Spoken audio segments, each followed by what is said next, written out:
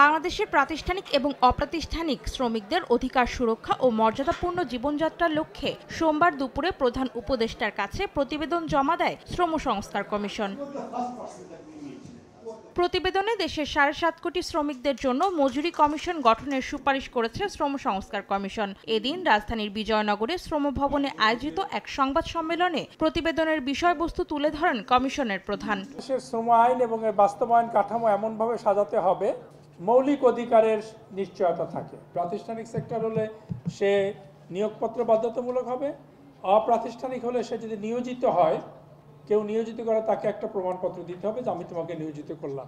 Commission প্রধান আরও বলেন, ২৪-এর গণ অভ্যুত্থান ও শ্রমিক আন্দোলনে নিহত সব শ্রমিকদেরকে শহীদের স্বীকৃতি প্রদানেও সুপারিশ করা হয়। নারী শ্রমিকদের জন্য বেতন সহ ৬ মাসের মাতৃত্বকালীন ছুটির উল্লেখ করা হয় প্রতিবেদনে। আমরা একটা জাতীয় শ্রম কমিশনের কথা বলেছি, যাতে মানুষ সমস্ত অবিচারের বিরুদ্ধে প্রতিকার পেতে পারে, সমস্ত বৈষম্যের বিরুদ্ধে প্রতিকার পেতে পারে। তো আইন এবং প্রাতিষ্ঠানিক কাঠামোটা আমরা এমনভাবে সাজাবার কথা বলেছি যাতে এটা সার্বজনীন হয়, এটা বৈষম্যহীন হয়। শ্রমিকদের জন্য ন্যায় বিচার নিশ্চিতে শ্রম আদালতের সংখ্যা বৃদ্ধি ও মজুরি দেরিতে হলে ক্ষতিপূরণ দেয়া সহ ২৫টি সুপারিশ করা হয় প্রতিবেদনে।